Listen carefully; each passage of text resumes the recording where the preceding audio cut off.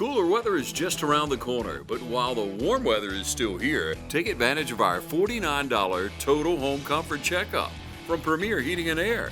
Premier Heating and Air is a locally owned and operated company. Log on to premierishere.com and experience the Premier difference today. Welcome back, ladies and gentlemen. We are here for our testimony of the week with our very special guest, Luke Goodwin. Luke, how are we doing today? I'm great. That is awesome. So now, Luke, before we start getting into your testimony, your life kind of before Christ and where you're at now, let's get a little introduction of you and what all you're doing right now. My name is Luke Goodwin. I'm a student at UGA, exercise science major. Just transferred in this fall from Middle Georgia University. My parents are Nikki and Kevin Goodwin. Nice. Well, Luke, you know what we're here for, so if you'll be oh so bold, I'll let it ride on you. Growing up in the South, I mean, I'm pretty sure every kid went to church, including us. I mean, we were forced to go. I mean, let's be honest, nobody really wanted to go. I mean, you don't want your parents to get mad at you on a Sunday. True. So, I mean, forced to go. I mean, I went to a VBS, got saved. I'm like, dude, I don't want to go to this place called hell. This sounds horrible. I need to meet Jesus, whoever this is. Like, we should be best friends. Got saved, I mean, got baptized. Elementary through high school, really. I mean, I'm just walking, living around. There's zero evidence of a Christian anywhere around me, unless you check social media. Which I'm pretty sure a lot of people can relate to that. Like, social media is like, if you're looking, oh, this guy's a great person, but when you look at him in real life, that is not anything like I look like on social media. Anyway, I mean, I'm living all types of sin. Nothing like drinking. I mean, I was middle school. But, I mean, there's just all kinds of thoughts, language, everything. Then, I mean, get out of high school, still living a unchristian life, still living in sin. And then I met you in a Middle Georgia art class, believe it or not. What a random class, but that's how I met you. You invited me to Connection Dublin. I was very hard-hearted to go for a long time. It took me 6 months to get there, something like that. It took me a long time to go there. I finally went. I mean, it was a blast. It was a blast. Nobody there knew my situation at the time, which is really good. So before I got to Connection, it was July 11th. I remember the day. I lost my best friend. His name was Stephen Burton. I'd known him my whole life, really. It was pretty much like a brother to me. It was just going there one minute, going the next. I mean, it felt so surreal because the day before he passed, not the day before, the weekend before he passed, we watched a whole movie at my house. We were there talking, and then he's just gone. It almost felt like a thing from God. Like, I mean, because we haven't hung out for 10 years probably. Because we were friends in middle school and stuff like that, and it just kind of fell off. I don't know what happened. And it's just out of nowhere. He comes to my house, nothing, no announcement, no nothing. Hey, I'm here. I'm like, all right, cool. Anyway, I mean, we go to church that Sunday, and he's talking to me, and I'm just on my phone. Wasn't paying him any attention. I will regret that for the rest of my life, unfortunately, but that's how it was. And then that Tuesday, I learned that he gets put in the hospital. Nobody really knew what for a long time. We finally found out, and then that Thursday he passed. I found out on the phone. My mom walks in my room. I'm just sitting there on my phone watching some YouTube, and then I just get hit with the worst news ever. I remember that. I'll remember that for the rest of my life. My instant reaction was sit on the floor. Don't know why the floor was calling me out that day, but I fell on the floor. I mean, look at me. You can tell I ate. But I didn't eat for almost a week after that. Weirdest thing. No hunger, no nothing. I pretty much locked myself away from everybody for a week. People were texting me, I was like, yeah, I'm fine. I was not fine. Anyway, I mean, before I get to Connection, the entire thing was just, no one knows this, but the day before I went to Connection, I attempted suicide, ended my life. And then, I mean, Connection, that's where I value Connection. Like, I don't know what spoke to me that day, but I went. I had a blast. Nobody knew me except you. And I think Tab was there, but that's everybody that knew me. And they all treated me like family. I don't know what stuck out to me about that, but that's what stuck out to me. And then I got slowly after Passion Conference, I went to Passion in January. I got into discipleship with Jake Henley, the man. Shout out Jake. And then that's where it's really taken off. I mean, I've learned so much. I mean, we went through John, 1 Peter, everything. Not everything. Matthew. I swear, you could ask me some stuff. I'm not going to know everything because as a Christian, we're never perfect. If you think that, you're just wrong. I'm sorry. No one's perfect. And then, I mean, I just know so much more. Like, my heart was so, I don't want to say black, but it was like cold. It was just cold heart. I had no emotion or anything towards anybody for such a long time. And then coming back now, it's crazy to think about how much of I guess character change is the right word, I would say. And then, it's just crazy to me how far I've come. And then when you look at my past life, you're just sitting there, man, he's such a great kid on the outward appearance, because I was nice to everybody. Go home, nothing about me was nice at all. If you heard me play video games, wow, what a completely different man that is. Anyway, I mean, zero evidence, like I was saying. And then that's got to be my favorite thing about Jesus. Like, looking back at it, I mean, zero judgment from Jesus for everything we've done. Like, if I told somebody everything I've done in my life, I would not have any friends at all. Like, and I wouldn't blame them. Like, this guy sucks. Why would I be friends with him? Jesus does not think like that, and that's got to be my favorite thing about Jesus. I mean, if everybody did that for everybody, if everybody had everybody's dirt in the air, there would be zero friends for anybody. True. And that's everything Jesus is. Read everything about Jesus in the gospel. He forgives everything.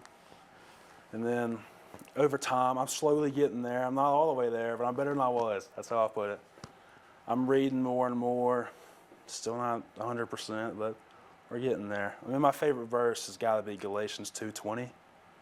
Galatians 2:20 is, I've been crucified with Christ. Christ now lives in me. That's got to be my favorite verse ever. I love that verse. It's not like a motivational verse. It's just like a look at you now verse, in my opinion. Like, wow, look at how you were. Now you're walking with Jesus. It's just, I mean, how do I want to say this? Shoot. You got to just sit there and take your time on it. All right. Man, I really don't want to cry, but I think I am.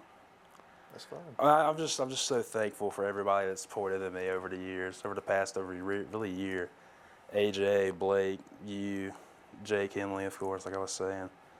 I mean, it's just, I'll say it again, I can't believe how far I've came. Because I didn't think I'd be alive today, if I'm being honest. If you would have asked me, and I remember the day, August 26, 2024, about 11:30 at night, I'm thinking I'm about to go, like I'm not going to be here anymore. And then talking to that guy in that stage, he is ready.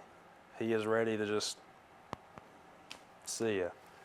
And now looking at me, I have zero thoughts of that in my mind now. Like, that's just, I'm so grateful for that, because if I did that, I would never have received the love of Jesus, met friends, met everybody who has poured into me so much. I mean, I can't get over that. Like, the love Jesus has is insane. Like, nobody would have loved me at that time besides Jesus. Like, man, don't get me wrong. My mom and dad love me. Don't. Like, I'm so grateful for them, but I don't think anybody could have got me out of that mindset, those emotions, except for Jesus. And then during that night, I was so set, and oh man, it wasn't anything like that I did. My phone starts buzzing, and I'm just like, well, I mean, I'm getting some texts and stuff, and I just start looking at them, and I'm reading one of them, and it just pops in my mind, like, don't do this. Why would you do this to yourself? Why would you do this to your family, your friends? And then this is going to sound like it's not real, but I promise it's real. That's how God works. I never have thought of doing it ever since that night. Wow. I don't know why. It's not even like I went to church or anything. I think that might be why I went the next day, to be honest, because I had to figure out why I was so happy. I woke up the next day and acted like nothing happened. It was like a brand new day. Like, it was crazy. And, like, I'd go, I was never a big worship music guy until I went to Connection. I used to hate worship music. Like, I was like, dude, this sucks. Like, I want to go home. I'm like, take me out of here. And like now, like I'm just sitting there like, I love all the worship songs we do. I can't stand for like no 2 hours, but I can sing now. I used to not sing at all. Like, why would I sing during a worship song? That's crazy. Who would do that? So, I mean, I'm just looking at everybody, why are y'all singing? This is miserable. Like, I want to go eat some lunch. Like, what are y'all doing?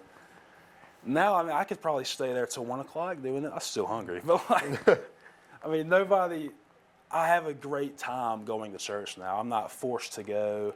Like, Luke, get out of bed. You're going to church. No, Mom, I don't want to go. Now I'm going on myself. It's just, it's so nice to be able to have such a good outlook on life thanks to Jesus, really. That's all I got. Wow. Dude, you said it a little bit in there. The words for it was a character change. Yes. That sounds more like a heart transformation.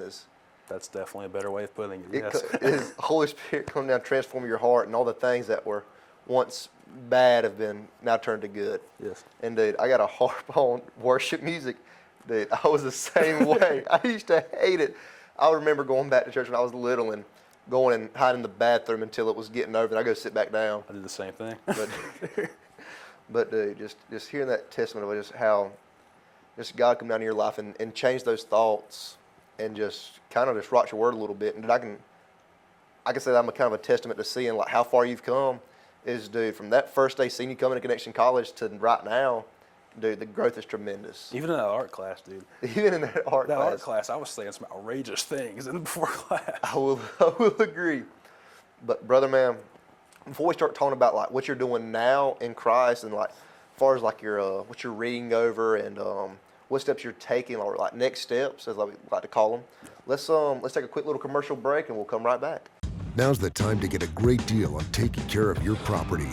You need the #1 selling subcompact tractor in the U.S. so you can do it all and do it right.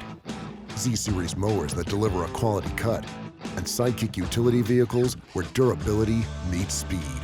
Right now, bring home select Kubota equipment with 0% financing available or save up to $2,500. Products you can count on, a name you can trust. That's Mid-State Tractor and Equipment.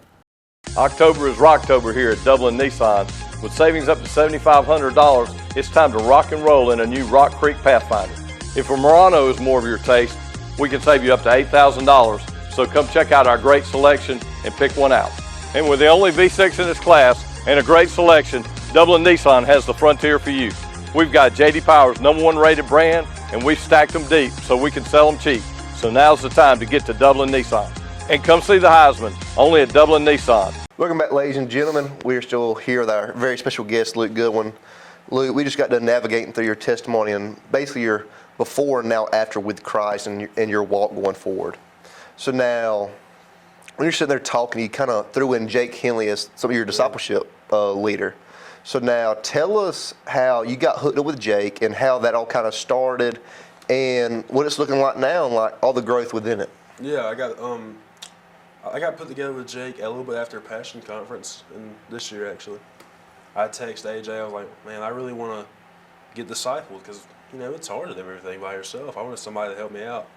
It sounds selfish at the time, but that's what I was in it for, just to help me out. And I got hooked up with Jake.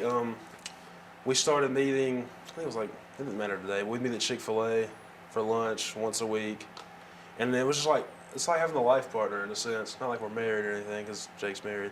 But it's like an accountability partner. You can walk to him, tell him anything, really. Text, call, it doesn't matter. And then the biggest part of it is just, there's somebody you can read the Bible with once a week. I got knee surgery in May. I couldn't move the house. I could not leave the house at all. I was on the walker. I know, not a great look. But me and Jake we read Matthew during that time. I was like the perfect book, honestly. I mean, yeah, I was going through it, but it's awesome to hear like the gospel in such a weird state of your life where I'm 19, I'm cooped up in the bed all summer. What am I doing with my life? And then Jake just picked the perfect book. It was Matthew. I think it took us that much time before I could walk again. So I finally got to see Jake right when we finished Matthew. Wow. It was just perfect timing. And then I would just say that discipleship has been the biggest part of my walk, and I'd recommend it to anybody. Oh. That's like, dude, having that one person like pouring into each other is a great thing for growth. And then as you're talking about the community, especially like with the community that you come into Connection College with, and that right there is just having everybody there. It's like having that one-on-one accountability is great, and then having everybody else being accountable as well, especially whenever we meet and go into small groups and everybody kind of talking about their weeks and stuff. That's something I kind of want to go into is, dude, you're in Athens now. Yeah. So tell us a little bit about the change up from coming from Dublin with the small group every Wednesday night and then meeting with Jake to where now you're up there. You've been up there for 2 months now. How has that basically changed and it looks different? Oh, it's weird. First ones I was up there, I was like, dude, where am I going? I had no clue. I was like, where's everybody at? Then my friends Tucker and William were up there, so I got plugged in up there. Wesley, everything. It's been nice. I get to do philanthropy events with them. It's great. And then I'd say it's been such a blessing to have people up there you know already. If I didn't have people I knew up there, it'd be a lot harder for sure. And if you're anybody that doesn't have somebody up there when you go up to college, wherever that may be, I'd just say I'd pray hard about it, because that's a tough life change. You're leaving everything you know, and then pray on it, and then I'd soak in what God's saying to you, and I'd act on it. I mean, that's what we're called to do. Act on what God tells you, and then really just think about everything you're wanting to do. Let God handle it, and the rest will happen. Okay, there you go. But now, let's go more into like your personal, like that prayer timing, going to God and listening to God. What does that kind of look like for you? Because I know for everybody, getting to their quiet time is very different, sporadic. For some, it's getting up at 5 in the morning and immediately reading. And for some, like myself, it's staying up late at night and doing it that way. So what does that kind of look like for you, especially now with the change up of going to college? Yeah. I do too. I mean, I do. In the mornings, I don't really have like a reading the Bible quiet time. I'll be driving to school here, wherever that may be. And then I have my worship music playlist that I do. And then at nights, I can't stay up till 2 a.m. no more. I can't, because I got class at 9. I can't be doing that. But I'll get out my shower, and then I have to really just lock in and pay attention, throw every distraction out. I like the phone in the bathroom, and it's a little awkward, but it gets the job done. And then that's just how I hone in. That's when I like read the Bible and focus on what I'm reading and what God's telling me to do in the time, and that's how I do it. Wow. So now, what are you kind of reading through right now? What have you finished up on reading? Well, I mean, me and Jake finished Matthew about 3 months ago, but I mean, I just finished Philippians, hoping to get into Exodus. It's a hard one, but got to get through it at some point, because I'm trying to read all of them, but that will take me a very long time to do. I'll agree. That's what I'm trying to do right now. There you go. So now, what did you kind of pull out of Philippians while you were going through it? I'd say embrace the struggle. As weird as that may sound, embrace the struggle. Looking at Paul's in life, you can see he is struggling, but he does not care because he has Jesus. And that's how I think we should all live. I mean, I struggle a lot, in 2024, and this bum knee. I guess you could say struggle, but nothing compared to what Paul was dealing with. It's just say if you are struggling with anything, if you're leaning on God, there's really no struggle at all, is what I would say. Dang it. Give me a minute. You take your time. I'd say looking in the later months of 2024, I never had that much, I don't want to say hatred, because I wasn't a mad person, but I wasn't a happy person. I'd say looking at that, it made me look back to the guy at 2024 who just didn't have a positive outlook on life. He didn't want to have a life at some points. And I just say Paul was, I don't want to say Paul was like me, but I was like Paul, except I was missing something. And the thing I was missing was the most important thing you can miss, which is Jesus. And looking back at it, if I had Jesus, I would never have had to worry about any of that, is what I would say about that. Wow, dude, that was a word right there. Oh, thanks, man. That was good. So now let's kind of just get here to the end of the ropes of the interview. But now, what are some things that you would kind of help maybe lead somebody into if they're going to college and trying to find that community, and of course they're praying on it? What are some ways you would encourage them?